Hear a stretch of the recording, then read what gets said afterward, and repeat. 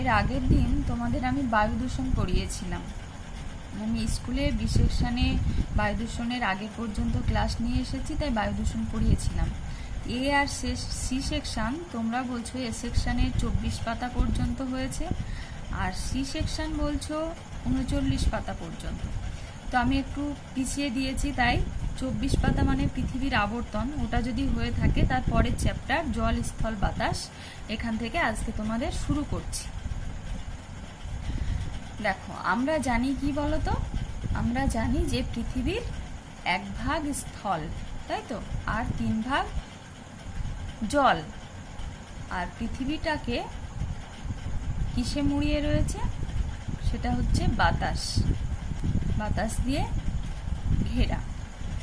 আচ্ছা, ধরো আমরা যদি উপরের দিকে উঠতে থাকি, মানে উপরের দিকে যদি চোখ রাখি, তাহলে কি দেখবো? আমাদের মাথার উপরে একটা বিরাট আকার ছাদ, মানে কি আকাশ, আকাশ নামক ছাদ।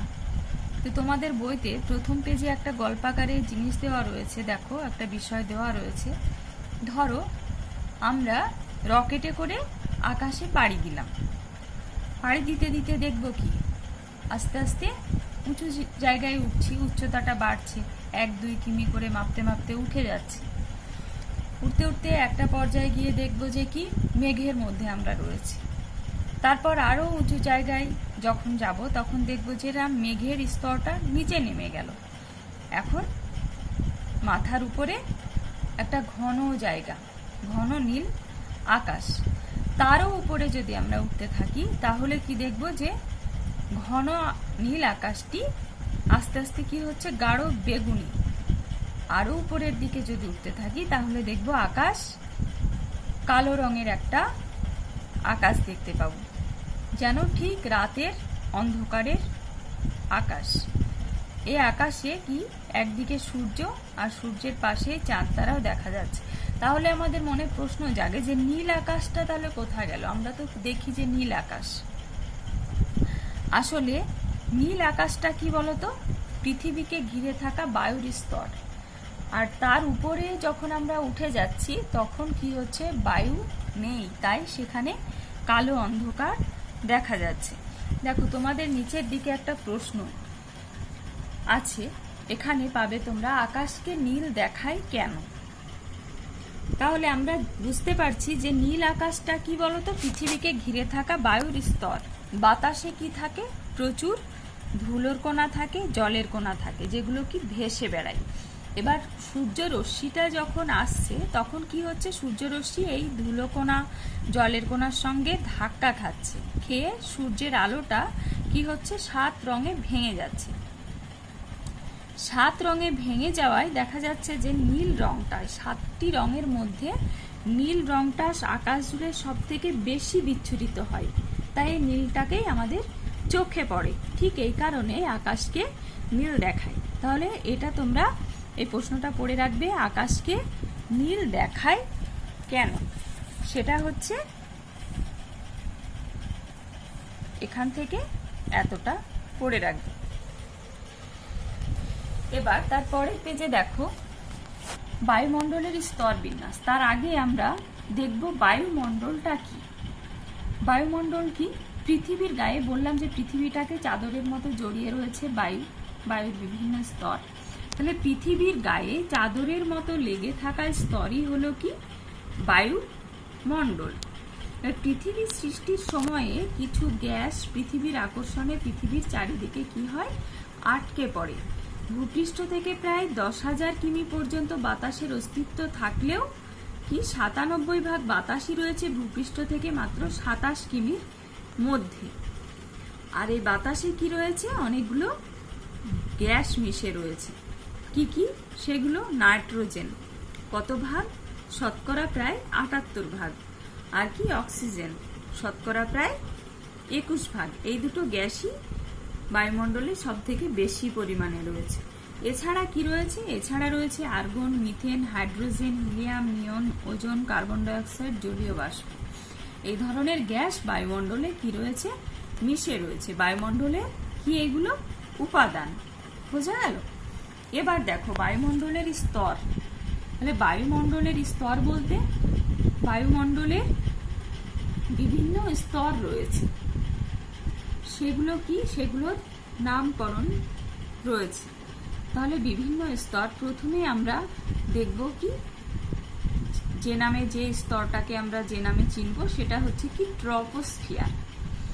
এটার কতটা পর্যন্ত বিস্তৃতি? ভূপৃষ্ঠ থেকে উপরে 16 কিমি পর্যন্ত, সেটা হচ্ছে কি ট্রপোস্ফিয়ার। এই ট্রপোস্ফিয়ারে কি রয়েছে? ধুলোর কণা, জলকণা থাকে। সে কারণে কি হয়, এখানে মেঘ, ঝড় বৃষ্টি সৃষ্টি হয়। এখানে আবহাওয়ারও বিভিন্ন রকম দেখা যায়। ট্রপোস্ফিয়ার স্তরে যত উঁচুতে ওঠা যায় তত কি হবে, কি তাপমাত্রা কমতে থাকবে। প্রতি 1000 মিটার উচ্চতায় 6.5 ডিগ্রি সেন্টিগ্রেড হারে তাপমাত্রা কমে। অর্থাৎ কি, ট্রপোস্ফিয়ার ভূপৃষ্ঠ থেকে 16 কিমি পর্যন্ত বিস্তৃত। আর এই স্তরে কি, তাহলে তোমাদের এখানে শর্ট প্রশ্ন থাকতে পারে যে বায়ুমণ্ডলের কোন স্তরে মেঘ বৃষ্টির সৃষ্টি হয়, সেটা কি ট্রপোস্ফিয়ারে। ট্রপোস্ফিয়ারে বোঝা গেল। এরপর কি, কোন স্তরটি পড়ব? স্ট্র্যাটোস্ফিয়ার। সেটা কি ট্রপোস্ফিয়ারের উপরে 16 কিমি পর্যন্ত গেল, ভূপৃষ্ঠ থেকে 16 কিমি পর্যন্ত গেল ট্রপোস্ফিয়ার। তারপর উপরে কি 50 কিমি পর্যন্ত বায়ুস্তর হলো কি স্ট্র্যাটোস্ফিয়ার। এখানে বাতাসের পরিমাণ কম, ধুলোর কণা, জলকণা নেই, তাই মেঘ বৃষ্টি কিছুই হয় না। তাহলে মেঘ বৃষ্টিহীন কোন স্তর বায়ুমণ্ডলে? স্ট্র্যাটোস্ফিয়ার। জেট প্লেনগুলো এখানে কি হয়? এটা শান্ত স্তর। শান্ত স্তরের, তাহলে যদি বলে বায়ুমণ্ডলের শান্ত স্তর কোনটি, সেটা কি স্ট্র্যাটোস্ফিয়ার। জেট প্লেনগুলো এই শান্ত স্তর দিয়ে চলাচল করে। কেন না, এখানে কোনো মেঘ বৃষ্টি হয় না। কেন হয় না? এখানে ধুলোর কণা, জলকণা এগুলো নেই, তাই এখানে মেঘ বৃষ্টি হয় না। তাই এখানে এই স্তরটি শান্ত স্তর। জেট প্লেন এই স্তরে চলাচল করে। বোঝা গেল শর্ট প্রশ্নটা। এরপর এখানে উচ্চতা বাড়ার সঙ্গে সঙ্গে কি হয়? তাপমাত্রা বাড়তে থাকে। এই স্তরে 20 থেকে 25 কিমি উচ্চতায় ওজোন গ্যাসের একটি স্তর রয়েছে। তাহলে ওজোন গ্যাস সেটা কোন স্তরে রয়েছে? স্ট্র্যাটোস্ফিয়ার স্তরে। এই ওজোন গ্যাস কি করে? সূর্য থেকে আসা অতি বেগুনি রশ্মি থেকে আমাদের কি করে? রক্ষা করে এই স্তরটি। এরপর স্ট্র্যাটোস্ফিয়ারের পর কোন স্তর? মেসোস্ফিয়ার। সেটি কতটা পর্যন্ত বিস্তৃত? 80 কিমি পর্যন্ত। এই স্তরে উচ্চতা বাড়ার সঙ্গে সঙ্গে কি হয়? তাপমাত্রা কমতে থাকে।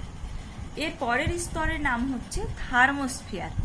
এখানে বাতাস প্রায় নেই, তাই কি হয়? বাতাস না থাকলে কি হবে? সেখানে আকাশকে দেখতে কালো লাগবে।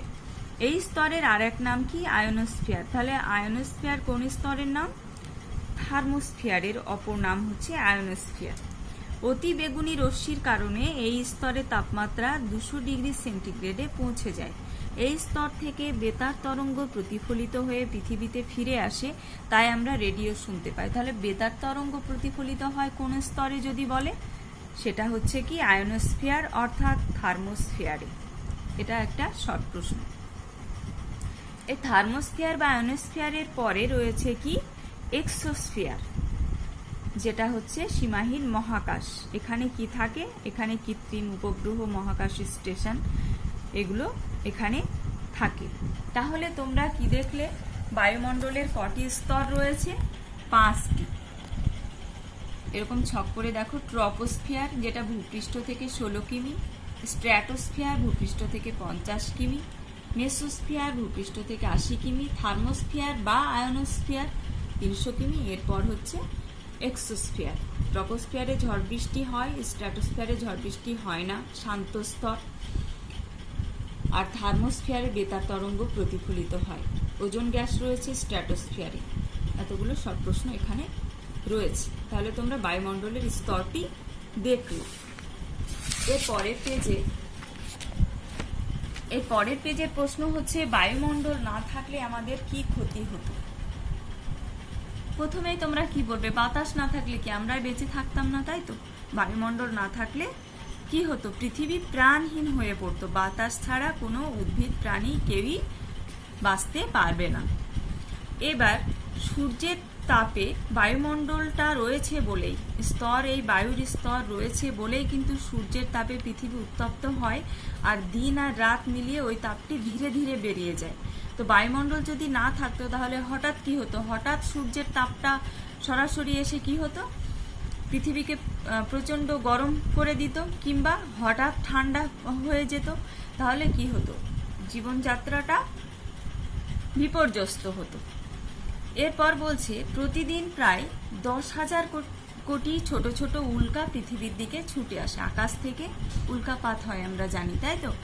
তাহলে কি হয়, উল্কা প্রতিদিন 10,000 কোটি ছোট ছোট উল্কা যদি পৃথিবীর দিকে ছুটে আসে তাহলে কি হবে, তাহলে সেটা পৃথিবীর খুব ক্ষতি করবে, নষ্ট হয়ে যাবে। তাহলে বায়ুমণ্ডল কি করে, এই উল্কাগুলো আসার সময় বায়ুমণ্ডলের সঙ্গে ঘষা লেগে কি হয়, ছাই হয়ে বিনষ্ট হয়ে যায়, তাই পৃথিবীর কোনো ক্ষতি হয় না।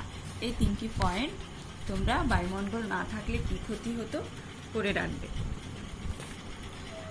এরপরে বিশ্বভরা প্রাণে বলছে, দেখো পৃথিবীটা তো এইরকম সুন্দর ছিল না আগে, শুরুতেই তো এইরকম শস্য শ্যামলা সুন্দর এই পৃথিবীটা ছিল না।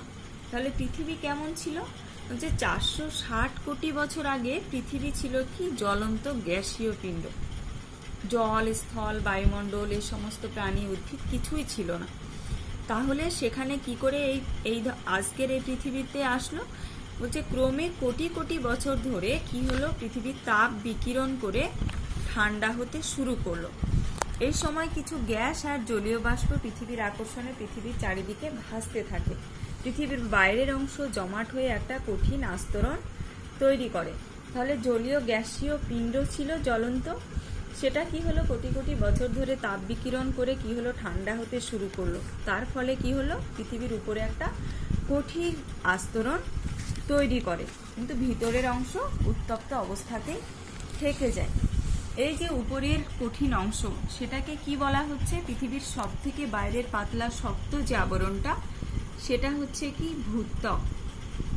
মাঝের অংশকে বলা হচ্ছে পৃথিবীর যে মৃত্তিকার যে এটা ভিতরের অংশ, সেটা বিন্যাস। উপরেরটা বলা হচ্ছে ভূত্বক। ভূত্বকের পরে রয়েছে কি গুরুমণ্ডল, আর ভিতরে রয়েছে কি কেন্দ্রমণ্ডল। ভূত্বকের 4 ভাগের 1 ভাগ মাত্র কি রয়েছে, স্থল। স্থলভাগ কি দিয়ে তৈরি, শিলা আর মাটি দিয়ে, তাই একে শিলামণ্ডল বলা হয়। মাটি কিভাবে আসলো, হাজার হাজার বছর ধরে শিলা অর্থাৎ পাথরের মতো, তাই তো? তাহলে শিলাগুলো কি হলো, ক্ষয় পেয়ে চূর্ণ হয়ে একসময় কি হলো, মাটি তৈরি হলো। উদ্ভিদ, প্রাণী, মানুষ সবারই জীবন মৃত্যু স্থলভাগের উপরে, তাই তো? মাটি থেকে পুষ্টি নিয়েই উদ্ভিদেরা খাদ্য তৈরি করে, সেই খাদ্য খেয়েই আমরা কি জীবন ধারণ করি। আর শিলামণ্ডল থেকে আমরা পাই কি দরকারি ধাতু ও খনিজ পদার্থ। মাটির নিচের কয়লা, খনিজ তেল, প্রাকৃতিক গ্যাস জ্বালানি হিসেবেও ব্যবহার করা হয়। এইভাবে শিলামণ্ডল থেকে আমরা উপকৃত হই। এরপরে রয়েছে তোমাদের বায়ুমণ্ডল। বায়ুমণ্ডলটা কি, আমরা দেখলাম বায়ুমণ্ডল দেখলাম, তারপরে দেখলাম শিলামণ্ডল, এরপর রয়েছে বায়ুমণ্ডল। বায়ু কথার অর্থ জল, তাহলে কি জলমণ্ডল, তাই তো বায়ুমণ্ডল। তাহলে বলছে বায়ুমণ্ডলটা কি, সৃষ্টির বহু কোটি বছর পর পৃথিবীর বাইরেটা কি হলো, বেশ ঠান্ডা হয়ে আসে। তখন আকাশের রাশি রাশি জলীয় বাষ্প ঠান্ডা হয়ে অবিশ্রান্ত বৃষ্টির মতো পৃথিবীতে নেমে আসে। হাজার হাজার বছর ধরে সেই প্রবল বৃষ্টির জলে পৃথিবীর যে সমস্ত নিচু জায়গাগুলো ছিল সেগুলো ভরাট হয়ে কি হলো, সেগুলো ভরাট হয়ে সাগর, মহাসাগর তৈরি হয়। এই যে পৃথিবীতে যে মোট জল রয়েছে, মোট জলভাণ্ডার, সেই টোটাল জলভাণ্ডারটাকে বলা হচ্ছে কি বায়ুমণ্ডল। এই বায়ুমণ্ডল তোমাদের টিকা হিসেবে আসতে পারে। এরপরে একটি প্রশ্ন রয়েছে, পৃথিবীকে নীল গ্রহ কেন বলা হয়? পৃথিবীর 4 ভাগের 3 ভাগই জল আর 1 ভাগ স্থল আমরা জানি। তাই মহাকাশ থেকে পৃথিবীকে ঝলমলে নীল গোলকের মতো দেখায়। সৌরজগতের আর কোনো গ্রহে এত বিশাল পরিমাণ জল পাওয়া যায় না, তাই পৃথিবীকে কি বলা হয়? নীল গ্রহ বলা হয়। এই যে জলের কারণেই উপর থেকে দেখতে কি লাগে, পৃথিবীকে নীল মনে হয়, সে কারণেই পৃথিবীকে কি হয়? পৃথিবীকে কি বলা হয়? নীল গ্রহ বলা হয়। এরপরে দেখো, জলই জীবন, অর্থাৎ আমাদের জলচক্র বা জলভাণ্ডার বা বায়ুমণ্ডল কিভাবে আমাদের উপকার করে। জল ছাড়া তো কোনো কিছুই সম্ভব নয়, তাই তো? নদী, সমুদ্র, জলাশয় সমস্ত জায়গায় কি জীবের অস্তিত্ব রয়েছে। তো সমুদ্রের জলে কিছু দরকারি খনিজ পদার্থ পাওয়া যায়। সমুদ্র পৃথিবীর সমস্ত মহাদেশগুলোকে জলপথে যুক্ত করেছে। জলচক্র পৃথিবীর তাপমাত্রাকে জীবন ধারণের অনুকূলে রাখে। কি হচ্ছে? বায়ুমণ্ডল বা জলচক্র থেকে আমরা কিভাবে উপকৃত হচ্ছি সেটা এখান থেকে এইটুকুর মধ্যে রয়েছে।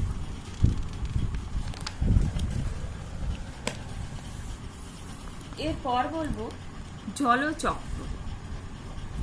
জলচক্রটা কি? জল কোথা থেকে আসছে, তাই তো? আমরা জানি সূর্যের তাপে কি হচ্ছে, যে সমস্ত খাল, বিল, নদী, নালা, জলাশয়, সমুদ্র রয়েছে সেখানকার জল কি হচ্ছে? বাষ্পীভূত হচ্ছে। বাষ্পীভূত হয়ে বাতাসে মিশছে।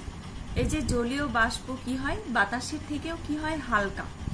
এই জলীয় বাষ্প উপর দিকে উঠে যায়, উঠে গিয়ে কি হয়? ঠান্ডা বায়ুর সংস্পর্শে এসে জলকণায় পরিণত হয়। এই জলকণা ধূলিকণাকে আশ্রয় করে কি হয়? মেঘ হয়।